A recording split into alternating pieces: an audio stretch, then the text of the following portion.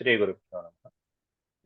వ్యాస విరచిత సంస్కృత మహాభారతంలో ఆది పర్వంలో 141వ అధ్యాయం చెప్పుకుంటున్నాం మనం. అందులో ద్రోణాచార్యుడు బావిలో పడినటువంటి బంతిని చాలా నైపుణ్యతతో తీయటం పైకి, అది చూసినటువంటి కురుపాండవుల పుత్రులందరూ కూడా, కుమారులందరూ కూడా భీష్మాచార్యుడికి ఈ అద్భుతమైనటువంటి వార్తని అందించడము, భీష్మాచార్యుడు ద్రోణాచార్యుని గౌరవించడము మొదలైనటువంటి విశేషాలని నేటి ప్రవచనంలో తెలుసుకుందాం. ముందుగా ప్రార్థన చేసుకుందాం. ఓం శుక్లాంబరధరం విష్ణుం శశివర్ణం చతుర్భుజం ప్రసన్నవదనం ధ్యాయేత్ సర్వవిఘ్నోపశాంతయే. వ్యాసం వసిష్ఠనప్తారం శక్తేః పౌత్రమకల్మషం పరాశరాత్మజం వందే సుఖతాతం తపోనిధిం.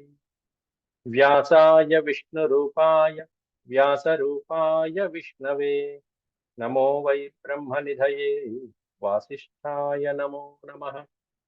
నారాయణం నమస్కృత్య నరం చైవ నరోత్తమం దేవీం సరస్వతీం వ్యాసం తతో జయముదీరయే.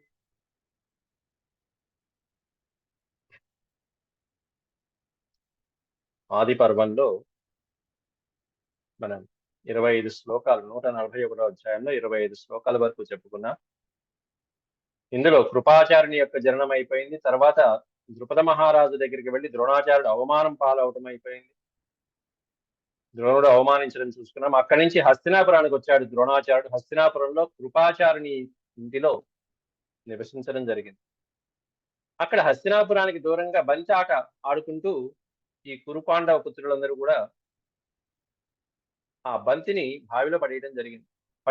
బావిలో పడినటువంటి బంతిని తీయలేక కుమారులు అలా సిగ్గుపడుతూ తలలు దించుకుంటుంటే ద్రోణాచార్యుడు చూశారు.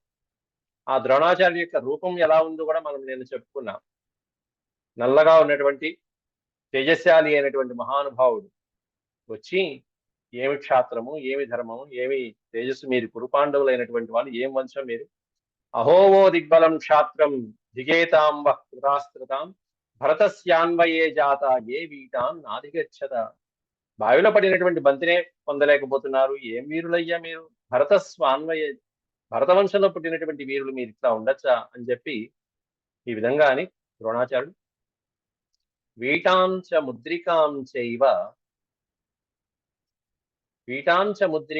చైవ హ్యహమే, ఇక్కడ హ్యహం అనే పదాన్ని విడిస్తే హీ ప్లస్ అహం, హ్యహం అనేటువంటిది సంధి అవుతుంది యనాదేశం. వీటాంచ ముద్రికాం చైవ హ్యహమేతద్ అపి ద్వయమపి అంటే రెండిటిని కూడా నేనే బయటకు తీస్తాను. ఉద్ధరేయం ఇషీకాభిః భోజనం మే ప్రదీయతాం. ఇది ద్రోణాచార్యుడి యొక్క అభ్యర్థన. నేను మీ బంతిని తీస్తాను, చాలా నైపుణ్యంతో తీస్తాను, ఎంతో కష్టం లేదు. ఇదిగో ఏషాం ఇషీకాభిః, ఈ గుప్పెడు బాణాలతో నేను తీస్తాను ఆ బంతిని. మీరేం చేస్తారంటే భోజనం మే ప్రదీయత, నాకు నిత్యము భోజన వస్తుని కల్పించండి. కడుపు నిండా మా కుటుంబం భోజనం చేసేట్టుగా మీరు చూడండి. మీరు రాకుమారులు కాబట్టి, అంటే దాని అర్థం ఏంటంటే నాకు ఇక్కడ మీరు ఉద్యోగం ఇప్పించగలరా అని దాని, నాకు పోషణకి సంబంధించినటువంటి పని ఇప్పించగలరా అని చెప్పి ద్రోణాచార్యుడు పిల్లలతో అడుగుతున్నాడు.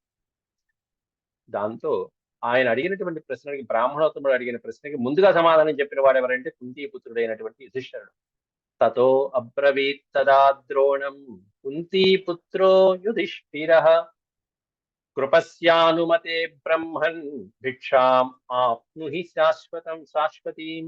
కుంతీపుత్రుడైనటువంటి యుధిష్ఠిరుడు ద్రోణాచార్యుడితో అంటున్నాడు, కృపస్య అనుమతే బ్రహ్మన్, ఓ బ్రాహ్మణోత్తమ, బ్రహ్మ సమానుడైనటువంటి వాడు, హే బ్రహ్మన్, కృపస్య అనుమతి, మా గురువు గారైనటువంటి కృపాచార్యుల యొక్క అనుమతితో మీరు భిక్షాం ఆప్నుహి, మీరు భిక్షని పొందవచ్చండి. మా గురువు గారికి చెప్తే ఆయన ఇప్పిస్తారు, మీకు మంచి కొలువు ఇప్పిస్తారు, మీకు ఉద్యోగం ఇప్పిస్తారు. అది ఇట్లాంటిది కూడా ఎట్లాంటిది? శాశ్వతమైనటువంటి ఉద్యోగం, పర్మనెంట్ ఉద్యోగం ఇప్పించేస్తారు చక్కగా అని యుధిష్ఠిరుడు బ్రాహ్మణుడికి తగినటువంటి మాట చెప్తే, ఏవముక్త ప్రత్యువాచ ప్రహస్య భరతానిదం. ఈ విధంగా ప్రత్యుత్తరం ఇచ్చినటువంటి యుధిష్ఠిరుడితో ప్రహస్య, ఒక చిరునవ్వు నవ్వి ద్రోణాచార్యుడు ఈ విధంగా అంటున్నాడు. ద్రోణ ఉవాచ ఏషాం ముష్టి ఋషికాణం మయాస్త్రేణాభిమంత్రిత. ఇదిగో నేను ముష్టి ఇషీకాణం, ముష్టి అంటే పిడికిలి, పిడికిల్ని ముష్టి అంటారు. ఇషీక అనే పదానికి అర్థం ఏంటంటే బాణాలు. ఈ గుప్పెడు బాణాలతోనే మయా అస్త్రేణ అభిమంత్రిత. అది కూడా ఎట్లాంటి అస్త్రాలు అంటే అభిమంత్రిత అస్త్రేణ, మంత్ర ప్రయోగంతో అస్త్రాలు సిద్ధంగా ఉంచుకున్నటువంటి బాణాలు, మంత్రించి ప్రయోగించినటువంటి ఈ బాణాల సహాయంతో నేను అస్యాం వీర్యం నిరీక్ష్యద్వం యదన్యేషు న విద్యతే వేత్స్యామిషీకయా వీటాం తామిషీకాం తథాన్వయ. అస్యా వీర్యం నిరీక్షద్వం. ఇదిగో ఈ బాణాల యొక్క పరాక్రమం, వీటి యొక్క సత్తా, ఈ మంత్రబలంతో ప్రయోగించేటువంటి బాణాలని నిరీక్ష్యద్వం, మీరు ఒక్కసారి చూడండి ఎట్లా ఉంటుంది. యద్ అన్యేషు న విద్యతే. అన్యేషు అంటే మహావీరులైనటువంటి ఇతరులో లేనటువంటి ఒక గొప్ప అస్త్ర నైపుణ్యాన్ని ఇప్పుడు మీకు చూపిస్తాను. ఎవరిలో లేదు. అన్యేషు న విద్యతే, ఇతరుల్లో లేనటువంటి విద్యా ప్రదర్శన ఇప్పుడు నేను చేస్తాను చూడండి. వేత్స్యామీషికాయా వీటాం తామిషికాం తథాన్వయ. వేత్స్యామి, ఒక్కొక్కటి వేస్తాను, ఒక్కొక్క బాణాన్ని వేస్తాను. దేని మీద వేస్తానంటే వీటాం, ఆ పడినటువంటి బంతి మీద నేను ఈ బాణాన్ని గుచ్చుతాను. గుచ్చి తామిషీకాం తథా అన్వయ, ఆ బాణాన్ని అనుసరిస్తూ మరొక బాణం, ఆ బాణాన్ని అనుసరిస్తూ మరొక బాణం, ఒక బాణాన్ని గుచ్చి ఒక బాణాన్ని గుచ్చి ఒక బాణాన్ని గుచ్చుతూ ఒకటి తర్వాత ఒకటి తామన్వయా సమయోగే వీటయా గ్రహణం మమ. చివరికి నేను ఆ బాణాల సహాయంతో నేను ఈ బంతిని గ్రహణం వీటయ, ఈ బంతిని నేను గ్రహిస్తాను చూడండి నాయన అని వేసే విధానాన్ని ముందే ప్రణాళిక చెప్తున్నారు బాలుడికి, చిన్నపిల్లలకి. అప్పుడు వైశంపాయనుడు తతో యథోక్తం ద్రోణేన తత్సర్వం కృతమంజస. యథోక్తం ద్రోణేన, ద్రోణుడి చేత ఏ విధంగా అయితే చెప్పబడిందో, తత్సర్వం కృతమంజస, అదంతా చెప్పింది చెప్పినట్టుగా చేశాడు ద్రోణాచార్యుడు. బంతి ఉంది, బంతికి మెల్లగా అది పాడవకుండా ఒక బాణం, ఆ బాణానికి తచ్చేట్టుగా ఇంకో బాణం, చివరికి ఎట్లా అంటే ఒక కర్రతో బంతిని తీసినట్టుగా తీసేట. ఆశ్చర్యపోయారు పిల్లలందరూ. తదవేక్ష్య కుమారాస్తే విస్మయోత్ఫుల్లలోచనా ఆశ్చర్యమిదమత్యంతమితి మత్వా వచోబ్రువన్. తదవేక్ష్య, అవేక్ష్య అంటే చూసి, ఆ సన్నివేశాన్ని, ఆ దృశ్యాన్ని చూసినటువంటి కుమారులు విస్మయోత్ఫుల్ల లోచనాహ, లోచనములు అంటే నేత్రములు, ఆశ్చర్యచకితులైనటువంటి నేత్రాలతో అలా చూస్తూ, అబ్బా భలే తీస్తున్నారా, ఎంత బాగుందో అని మొత్తం బావి చుట్టూగా గుమిగూడారు మొత్తం అంత పిల్లలు. 106 మంది, వీళ్ళు కాక ఇంకా ఇతరులు చాలా మంది ఉన్నారు అక్కడ చుట్టుపక్కల ఉండేటువంటి గ్యాంగ్ అందరూ. ఆశ్చర్యమిదమత్యంతమితి, ఓ ఎంత ఆశ్చర్యం రా అని చెప్పి అనుకుంటూ మత్వా వచో బ్రువన్, ఒకళ్ళకొకళ్ళు ఎంత ఆశ్చర్యంగా ఉంది, ఎంత బాగా తీశారు అని చెప్పి మళ్ళీ వెంటనే ముద్రికామణి విప్రర్షే శీఘ్రమేతాం సముద్ధర. ఇక్కడ శీఘ్రం అని పడాలి, శీఘ్రం అని పడింది శీఘ్రం. శీఘ్రమేతాం సముద్ధర, శీఘ్రంగా త్వరగా ఈ ముద్రిక ఉంది కదా, లోపల పడినటువంటి బావిలో పడినటువంటి అంగుళీకం ఉంది కదా, ఆ అంగుళీకాన్ని కూడా ఓ విప్రర్షే, ఓ బ్రాహ్మణోత్తమ, త్వరగా దాన్ని కూడా సముద్ధర, ఉద్ధర పైకి తీయండి, బావిలోంచి పైకి తీయండి, ఉద్ధరించండి దాన్ని కూడా అనగానే తతశరం సమాదాయ ధనుశ్చాపి మహాయశాః శరేణ విద్వా ముద్రాం తామూర్ధ్వమావాహయత్ ప్రభుః సశరం సముపాదాయ కూపాత్ అంగుళివేష్టనం. తతశరం సమాదాయ, శరము అంటే బాణములు, ధనస్సుని బాణాలని సమాదాయ, ఆదాయ అంటే గ్రహించడం, ధనుర్బాణాలని గ్రహించినటువంటి మహాయశస్శాలి అయినటువంటి ఆ ద్రోణాచార్యుడు శరేణ విద్వా ముద్రాం, ఒక్కసారి ఆ ముద్రని, ఆ అంగుళీకాన్ని చూసి శరేణ విద్ధాం, ఒక్కసారి విద్ధ అంటే కొట్టడం, బాణంతో దానికేసి అలా గుచ్చుకున్నట్టు కొట్టాడు. దానిపైన తామూర్ధ్వం ఆవాహయత్ ప్రభు, తామూర్ధ్వం ఆవాహయత్, ఆ బాణం పైన ఇంకో బాణం, దానిపైన ఇంకో బాణం, చివరికి దాని సశరం సముపాదాయ కూపాత్ అంగుళివేష్టనం, ఆ బాణాల సముదాయంతో సముపాదాయ కూపాత్, కూపము అంటే బావి, ఆ దిగుడు బావిలోంచి అంగుళివేష్టనం సముపాదాయ, ఆ అంగుళీకాన్ని కాస్త గ్రహించాడు ద్రోణాచార్యుడు. దాన్ని తీసుకెళ్లి దదౌ తః కుమారాణ దదవ్ అంటే ఇచ్చెను అని అర్థం. తతః కుమారాణం దదవ్, అవి బంతిని ఈ అంగుళీకాన్ని కుమారునికి ఇవ్వడం జరిగింది. దదౌ తతః కుమారాణం విస్మితానామ విస్మిత, ఆశ్చర్యాన్ని కలిగించేటువంటి సన్నివేశంతో ఆ పిల్లలందరూ ఆశ్చర్యపోయి ముద్రికాముద్ధృతాం దృష్ట్వా తామాహుస్తే కుమారకా, తే కుమారకా, ఆ కుమారులందరూ కూడా ఈ ఆశ్చర్య కథన అత్యద్భుతమైనటువంటి ఈ సన్నివేశాన్ని చూసి ఆ ముద్రికని ఆ బంతిని తీయటం చూసినటువంటి కుమారులు అభినందామహే బ్రహ్మన్, ముందు అభినందించారు. హే బ్రహ్మన్ అభినందామహే, మేమందరం మిమ్మల్ని అభినందిస్తున్నామండి అని చెప్పి చాలా గ్రేట్ఫుల్ గా చెప్పుకున్నారు ఒక్కొక్కళ్ళు.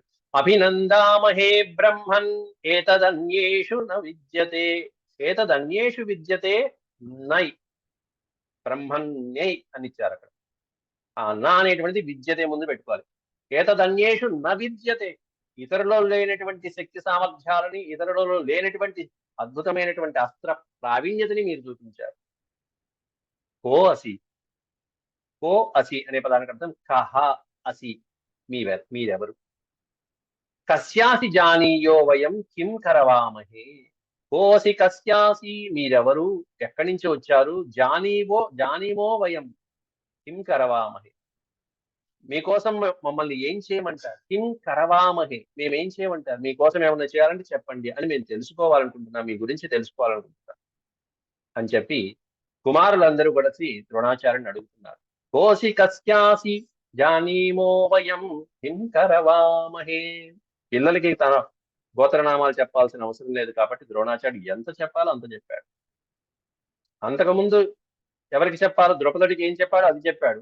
ఇక్కడ పిల్లలకి ఏం చెప్పాలో అది చెప్తున్నాడు. ఏమనంటే ఏవముక్తస్తతో ద్రోణ ప్రత్యువాచ కుమారకాన్, కుమారులందరికీ ప్రతి ఉవాచ తిరిగి సమాధానం ఇస్తున్నాడు. ఆచక్షద్వం చ భీష్మాయ, ఆచక్ష్య మీరు చెప్పండి, ఎవరికంటే భీష్మాయ, భీష్మ పితామహుడు మీ తాతగారు ఉన్నారు కదా, ఆయన చెప్పండి, ఆ తాతగారికి వెళ్ళి చెప్పండి ఆయన ఏమనంటే ఆచక్షద్వం చ భీష్మాయ రూపేణ చ గుణైశ్చ మాం రూపేణ చ గుణైశ్చ, నా యొక్క రూపాన్ని, నేను ఎలా ఉన్నాను, నా ఆకార విశేషాలు ఎలా ఉన్నాయి, నా యొక్క గుణాలు ఏంటో మీరు చూశారు కాబట్టి ఆ గుణాలని చెప్పండి. మీరు చూసిన నా గుణాలని, నా రూపాన్ని మీరు భీష్ముడికి ఉన్నట్టుగా చెప్పండి, ఆయన అర్థం చేసేసుకుంటారు, ఆయన గుర్తించేస్తాడు వెంటనే నేను ఎవరని. సయేవసు మహాతేజ, మహాతేజ, మహాతేజ అంటే గొప్ప తేజస్సు కలిగినటువంటి వాడు, గొప్ప పరాక్రమం కలిగిన వాడు. అంతేకాదు సుమహాతేజ, అట్లాంటి మహాతేజస్శాలి అయినటువంటి వాడు, ఇంకా గొప్పవాడైనటువంటి వాడు, ఉత్తమోత్తముడైనటువంటి వాడు.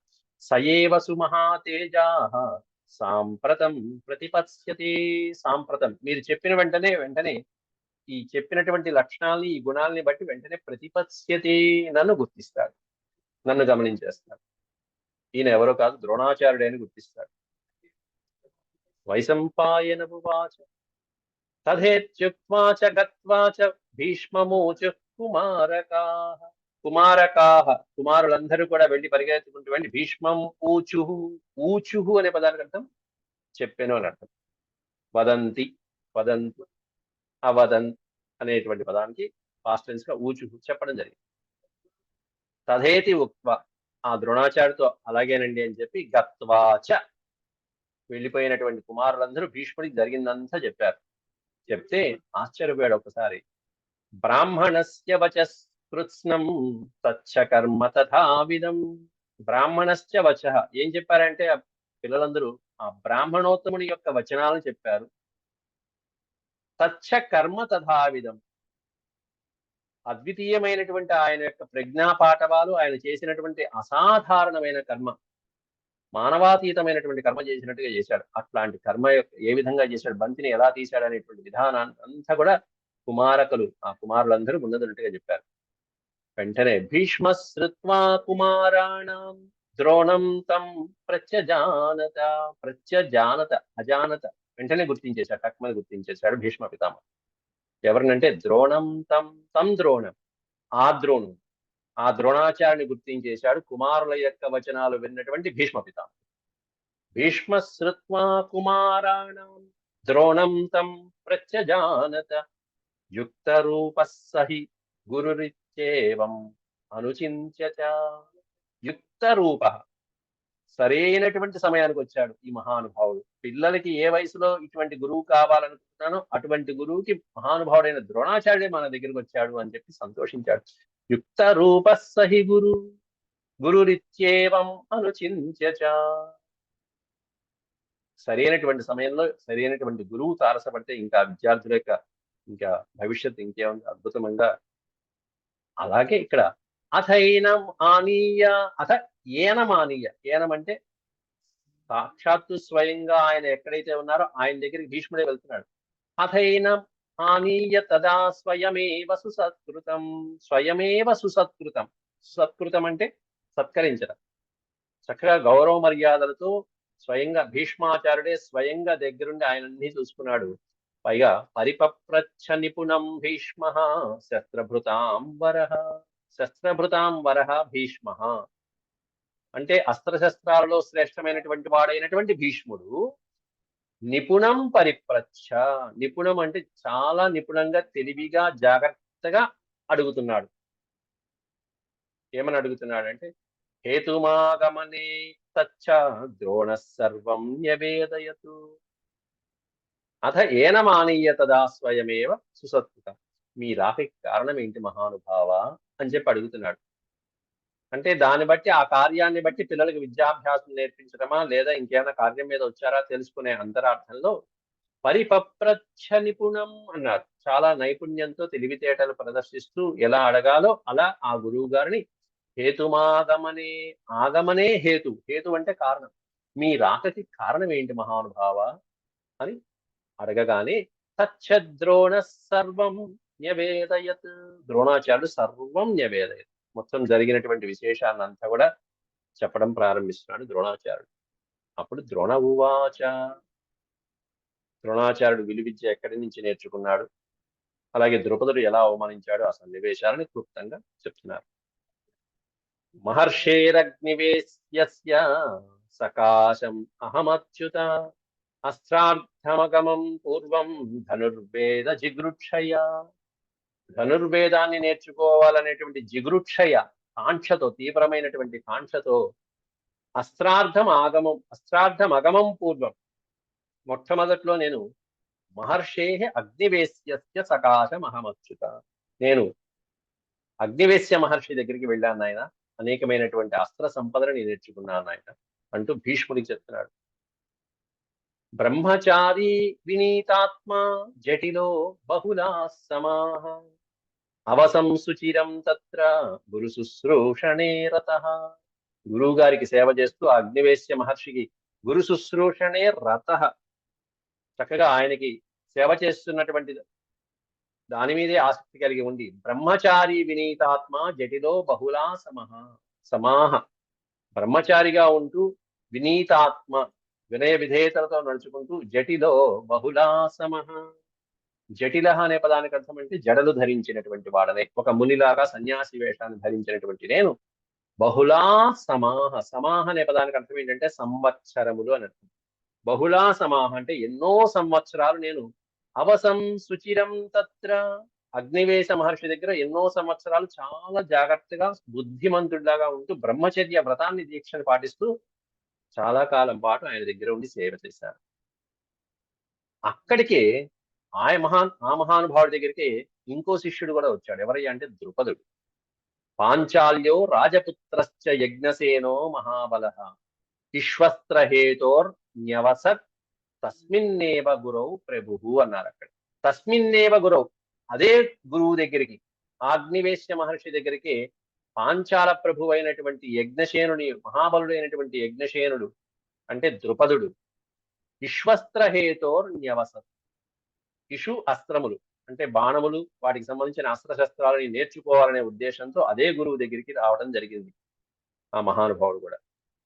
సమే తత్ర సఖా చాసీత్ ఉపకారి ప్రియశ్చ మే. ఆ వచ్చినటువంటి ద్రుపదుడు చిన్నప్పటి నుంచి తత్రం మే సఖ, నాకు చాలా సఖ్యత కూడుకున్నటువంటి వాడి, స్నేహంగా ఉంటూ ఉపకారి ప్రియశ్చ మే, నాకు చాలా ఉపకారం కలిగినటువంటి వాడు, ఎంతో ఉపకారాలు చేసిన వాడయ్యాడు. ప్రియశ్చ, ప్రియమైనటువంటి వాడు అయ్యాడు ఆ ద్రుపదుడు బాల్యంలో. తేనాహం సహ సంగమ్య వర్తయన్ సుచిరం ప్రభో.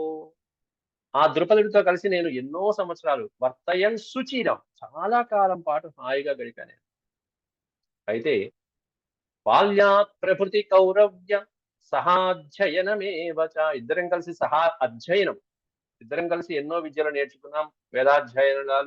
వేదాధ్యయనాలు ధనుర్విద్య మొదలైనటువంటివన్నీ నేర్చుకున్నాం. బాల్యాత్ ప్రభృతి, ప్రభృతి అంటే నుండి, బాల్యకాలము నుండి కౌరవ్యుల దగ్గర.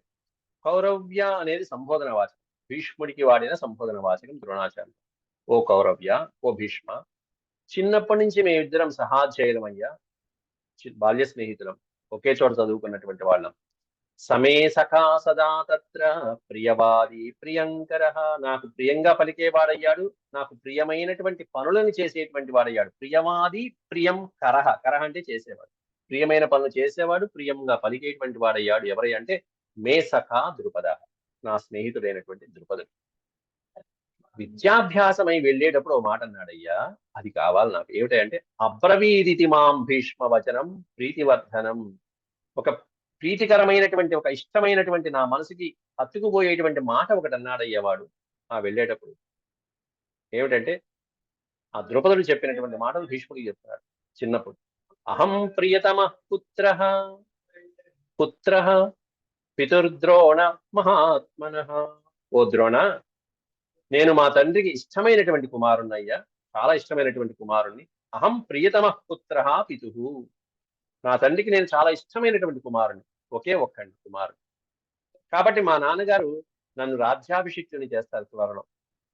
అభిషేక్ష్యతి మాం రాజ్యే అభిషేక్ష్యతి, అభిషేకించడం జరుగుతుంది నన్ను రాజ్యంలో. సపాంచాల్యో యదా తదా, సమయం వచ్చినప్పుడు తప్పకుండా నన్ను పాంచాల దేశానికి రాజుగా అభిషేకిస్తారు మా నాన్నగారు. నేనంటే చాలా ఇష్టం ఆయనకి. ఎప్పుడైతే నేను ఆ రాజ్యంలో అభిషేకించబడతానో ఓ ద్రోణ, తద్భోజ్యం భవతా రాజ్యమర్ధం సత్యేన తే శపే, నీకు ప్రతిజ్ఞ చేస్తున్నానయ్యా. ప్రతిజ్ఞ అంటే అక్కడ సత్యేన తే శపే అన్నాడు అక్కడ. అంటే నీకు మాటిస్తున్నానయ్యా ద్రోణాచార్య. ఏంటా మాట అంటే, నాకెప్పుడైతే నేను ఆ రాజ్యానికి రాజునవుతానో ఆ రాజ్యాన్నంతా తద్భోజ్యం భవత, నువ్వు అనుభవించవచ్చు. భోజ్యం అనే పదానికి అర్థం అక్కడ అనుభవించడం. ఆ రాజ్యాన్నంతా నువ్వు సుఖంగా అనుభవించవచ్చు. ఏమనుభవించవచ్చు? రాజ్యం అర్థం చ అన్నాడు. ఆ రాజ్యాన్ని నువ్వు అనుభవించవచ్చు, ఆ ద్రవ్యాన్ని, ఆ అర్థాన్ని, ఆ ధనాన్ని, ఆ సంపదల్ని కూడా నువ్వు సుఖంగా అనుభవించవచ్చు. నాకొచ్చినా నీకొచ్చినట్టే ఆ రాజ్యం అని చెప్పాడయ్యా. దగ్గర వెళ్ళిన తర్వాత ఏమన్నాడు చివరికి? ఎంత మాట ఇక్కడ మాట ఇచ్చాడు చిన్నప్పుడు, ఇదంతా మర్చిపోయి ద్రోణాచార్యుడు వెళ్ళాక ఎంత అవమానించాడు. మమ భోగాశ్చ విత్తం చ త్వదధీనం సుఖాని చ, ఇదిగో ఇది ఎంత గొప్ప మాట చూడండి. మమ భోగాశ్చ విత్తం చ, నా భోగాలు, నా ధనము, ఇవన్నీ కూడా త్వదధీనం సుఖానిచ, నా సుఖాలు, భోగాలు, విత్తము మొదలైనటువంటి సంపదలన్నీ కూడా సుఖానిచ అన్నాడు. సుఖాలు కూడా, నా సుఖాలు కూడా త్వదధీనం ద్రోణ అన్నాడు. ఓ ద్రోణాచారి, ఇవన్నీ నీ అధీనంలో, నా సుఖాలన్నీ నీ సుఖాలే, నా భోగాలన్నీ నీ భోగాలే. ఏవముక్త్వాధ వవ్రాజ కృతాస్త్ర పూజితోమయ, ఈ విధంగా గురువు గారి దగ్గర విద్య నేర్చుకుని ఎవరి దారిని వాళ్ళు వెళ్ళాము. కృత అస్త్ర పూజిత, అస్త్ర సంపదనంతా నేర్చుకుని నా చేత గౌరవించబడినటువంటి తర్వాత, మయా పూజిత అంటే నా చేత గౌరవించబడిన తర్వాత ఆ ద్రుపదుడు తన రాజ్యానికి తాను వెళ్ళిపోయాడు. గురువు గారి దగ్గర విద్యాభ్యాసం పూర్తి చేసుకుని వెళ్ళిపోయాడు. తచ్చవాక్యమహం నిత్యం మనసా ధారయం సదా, ఆ వాక్యాల్ని నిరంతరం నేను మనసులోనే గుర్తుపెట్టుకున్నానయ్యా. నాకంటూ ఇలాంటి స్నేహితుడు ఉన్నాడు, ఒకడున్నాడు.